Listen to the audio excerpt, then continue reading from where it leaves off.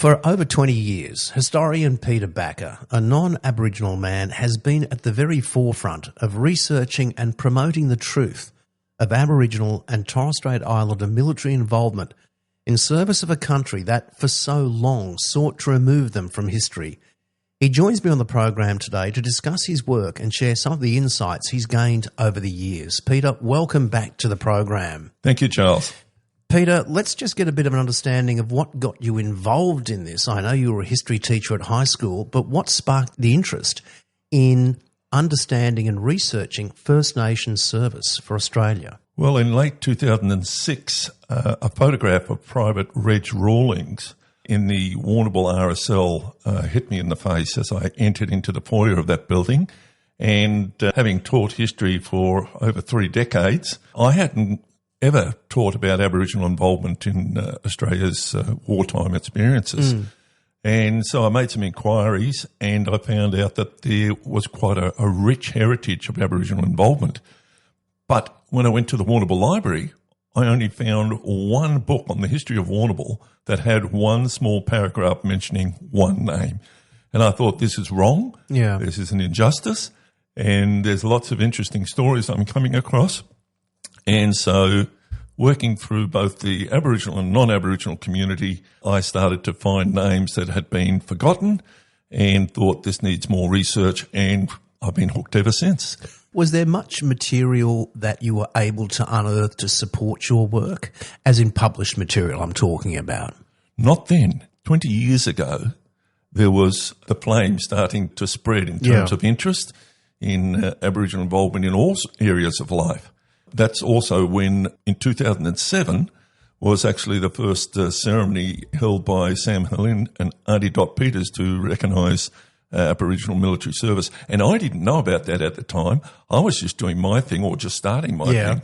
From your research, how far back does First Nations military service in service for Australia actually go? That's a good question, and I'm happy to say that Victoria has the distinction of having Australia's first Indigenous service person in the person of Thomas Bungaleen. In the late 1840s, there was a false rumour spread in Victoria that a white woman had been kidnapped by a tribe of Gunai Aboriginals over in Gippsland. Yeah. And Aboriginal police trackers were sent to try and hunt her and them down, and they couldn't find her because it was just a rumour, but they kidnapped a family of 4 Aboriginals, the headman of Gunai, his wife and 2 boys, and they brought them back to Melbourne. The father died, the mother sort of left the boys, and the boys went into the early Yarra Aboriginal School, and one of them unfortunately died due to health reasons.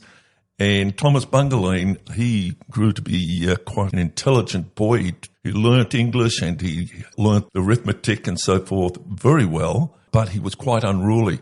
And so the Aboriginal protector at the time decided he needed some tough discipline, and Victoria had just established its Victorian Colonial Navy. Good Lord. And so in 1861, Thomas was sent to be a sailor boy on the first Victorian Navy ship, the HMCS Victoria.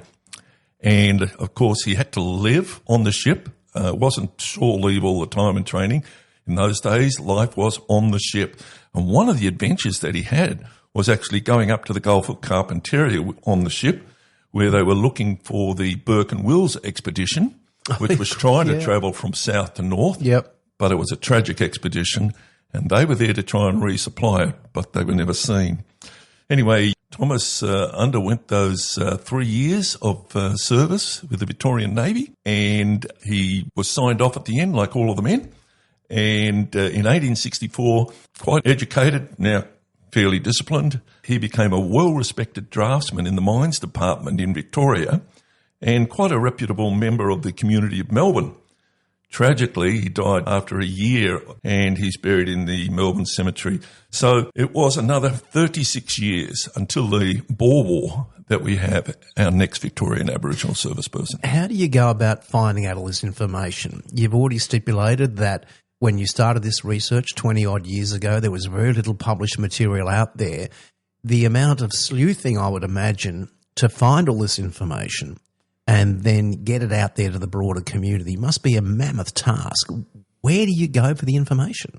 My particular interest is finding those who haven't been identified and to give them recognition. So I find out what is known. There's been a lot of work done in various universities, academics, local historical societies. But in order to find the missing, if you like, the forgotten, one really does have to scratch, to look at records, to try and draw links. There are basically two ways. One is that somebody approaches us with a lead. In other words, they come to the War Memorial or they come to us as historians and they provide us a name. And so when you're talking about the War Memorial, you're talking about Uncle Michael Bell up at Canberra, yeah? That's correct, yes. Right. The Australian War Memorial has a particular section under the Aboriginal Liaison Officer Michael Bell to identify and recognise Aboriginal service persons. And so even Michael, if there's something to do with Victoria, particularly to do with the Boer War, which is my specialty, there's a lot of networking that goes on. And so I'm a lead footer. I search around. So but the other side is what I and a few other researchers do is we don't use the existing pieces of information that are available in research papers and books, etc. So what we do is we go to a particular Aboriginal community and we talk, we yarn. Yeah. And we have to win trust. We have to respectfully go about this. So we look for leads. Also, I look for particular Aboriginal names and particular Aboriginal areas where there's some quite distinct, perhaps, Aboriginal missions or reserves that existed there. Yeah. And I just go through the records, which are through the National Archives of Australia records, and plot away looking for little clues on the attestation and service papers through old newspapers. Once you've got a lead, you can zero in and do some more work. What I'm interested also in discussing, because we have discussed in a previous interview on this program, I think around about a year or maybe even 2 years ago, I can't remember, it was a while ago, we've discussed a number of things such as the myth about Aboriginal soldiers or trackers being left behind in the Boer War, and we've dispelled that particular myth. Something we didn't discuss last time that I do want to focus on is, given the restrictions that Aboriginal and Torres Strait Islanders had in enlisting during the First and Second World Wars, a lot of them were either passed off or passed themselves off as different ethnicities. Give us a bit of an insight into that and some of the challenges that represents to you as a researcher in finding the truth. Definitely a challenge there. To enlist in World War I and World War II, for instance, Army regulations were actually designed to prevent Aboriginals from enlisting.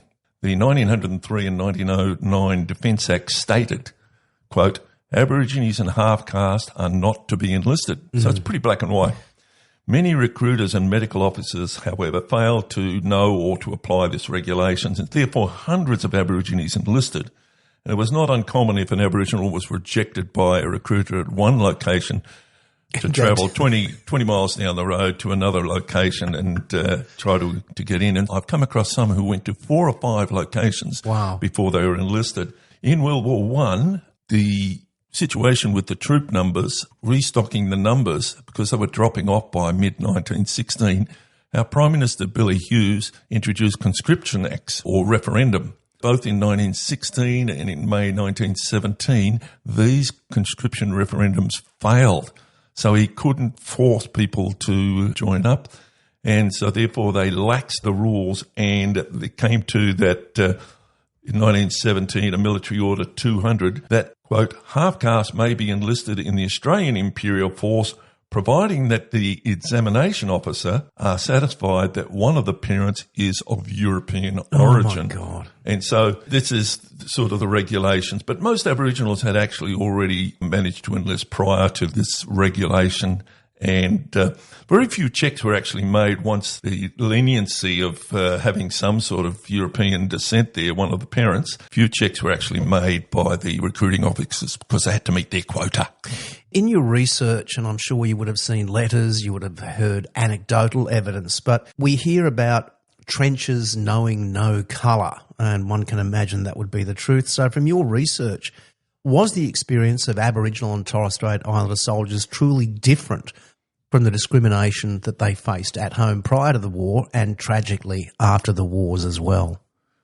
That's a really good question, Charles, because when I have studied all these hundreds of men, and a few women, of course, too, don't forget that. Yeah. The evidence actually indicates that the vast majority had a positive relationship experience during their service. Yeah, you're emphasising that. Yeah. I hear you. And if you talk to a lot of current servicemen or former servicemen today, a lot of them will tell you that there's only one colour in the Australian Army, and that's khaki. Now, it may have been true, and it may still be true in some situations where a white fella might try to play the superiority cards. But in most cases, Aboriginal service persons became accepted and they proved their worth, so that other non-Aboriginal mates soon sorted out those disruptive racist types. Military training, as you're aware, Charles, as an ex-serviceman yourself, you do everything together. You live, you eat, you sleep, you serve with others 24/7. And that's an amazing leveller of men. As infantry in particular, you are treated as equals as long as you did your fair share. In actual warfare, every Australian soldier must depend on their mates with their lives. During World War I, several Aboriginal men received medals or commendations for their bravery. And there are many accounts of mourning by their non-Aboriginal mates when they died as a result of warfare. So in this way, I believe the Australian Army, along with the Air Force and Navy, have been Australia's biggest promoter of understanding and acceptance between Aboriginal and non-Aboriginals. And there are many cases where after World War I and World War II, where non-Aboriginal ex-Army buddies provided tremendous support to Aboriginal communities in their campaigns fighting for racial equality, equal working conditions and pay, and recognition of land rights. So things have changed a lot. I would say particularly around the time of the Vietnam War, the treatment of Aboriginals during the war, but more importantly after the war, because the sad story is that up until recent times, Aboriginal men were not allowed to join some of the RSLs, march in Anzac parades, get a drink in the local pub, and I could go on. When you're saying recent times, how recent are we talking about, to your knowledge? I would go back to even after the Vietnam War. Good Lord. Yeah, because there are certainly examples of various publicans refusing to serve Aboriginal people. You know, you go to places in northern New South Wales. I won't name any places. No, we know them. We know them. It's okay. Yeah, so it took a long time for the Australian population to realise. But as I say, that experience for so many non-Aboriginals forced into a relationship with people of different ethnicities, they realised, hey, an Australian bloke is just the same as me, same needs, aspirations, hopes and talents. And so that was fantastic. So after the war, the Second World War and Vietnam War, trade unions and local community groups, churches, etc., they rallied around injustice. Of course. What I'm really keen to also understand from your research and your conversations with people is what understanding have you gained with regard to this enthusiasm that was demonstrated by so many Aboriginal and Torres Strait Islanders to go and fight in service of this country that had only generations before sought to eliminate them from the very land? Yes. You know, why did they enlist and in such great numbers? In fact, my research, because, you know, there's an accumulation of more and more names, we're finding that people who were distinctly Aboriginal, or even those who were not distinctly Aboriginal but were treated very much as Aboriginals, we're finding that proportionately in most areas of Australia, they exceeded the local white population's involvement as a percentage of their population. What drove them? Well, there's quite a few factors. There's not one single common factor, but the opportunity that the Army presented itself as an equal opportunity employer. You know, 5 bob a day was a king's ransom. Of course, right, in the First World War. Aborigines couldn't expect to be paid that anywhere, and they couldn't get that opportunity. The opportunity for adventure, to go to places that they'd heard about only at school or in churches, you know, in the Bible lands in the Middle East. There's lots of references in early Aboriginal letters to their experiences in the Middle East and their Bible stories that they had learnt on the missions. They're going with mates, both Aboriginal and non-Aboriginal, family members. There was a real sense of camaraderie and also a desire, sort of passion to have adventure and to fight for country. And so when the opportunity came, even though they were not wanted or desired. They were busting the gates to get in. Most of them had never travelled overseas, of course.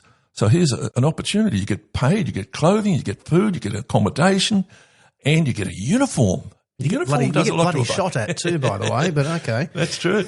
Yeah, so there were lots of things that were appealing. And whilst it has been said that many of them went to improve their lot after they came back, we don't find that much in the written record. There's a few accounts of it, but primarily they did what they could for themselves and their families. They knew it would be a leg up for them after the war in terms of, because they were getting financially remunerated, it could be put aside. Family members could be paid while they're away. They could allocate a proportion of their money like any soldier. How important do you think this research that you and, from what I hear you saying and gather, a number of other historians are actually undertaking, how important is this to achieving a greater understanding and truth-telling across Australia? Oh, it is vital. I think because of Aboriginal and Torres Strait Islander involvement over a century and a half now, it has sort of penetrated Australian society both during and after the war, causing people to think about the situations of the Aboriginal community and a realisation that respect for them for being involved, but also they got involved under the way we treated them, sort of thing. And so that a lot of people realise we need to give back. And when I say a lot of people, that's not the entire Australian population. In fact, the majority of the population is absolutely ignorant. So we needed in our history books, I said I was a history teacher. I had never, and still there's a complete lack of material in most school curriculum that exposes not just their military involvement and the suffering and contributions before and after and during the war, but through the whole of colonial history and even modern day times. So I think that finding this information, there's power and it needs to get out there. It's a fantastic story too. There's so many great stories of endurance, of courage, of sharing, of mateship. That story needs to get out there through films, through books, through ceremony, and it's starting to happen. And we've got nearly in every state and territory memorials now and annual ceremonies, and these things, including your radio blog, these things are getting the message out there, and we're getting there, but a lot more needs to be done. So one call to action that you would give to listeners of this program, what would it be? Find out more. Do a bit of your own research, okay? Don't just listen to the news on the telly. Just find out what has happened in regards to the treatment of Aboriginal since settlers have occupied their lands and pushed them into missions and reserves and limited their access to their traditional culture. Find out what's being done to restore knowledge of culture and just get involved. There's books you can read, there are films you can get. One of the things that happens here in Victoria is we have an annual ceremony at the Melbourne Shrine on the 31st of May each year, which recognises Aboriginal and Torres Strait Islanders. And public is welcome to come along, and it's very informative. You'll get exposed to some of the stories and meet some of the people. Peter Bakker, thanks so much indeed for your time and your work. Well, thank you very much, Charles.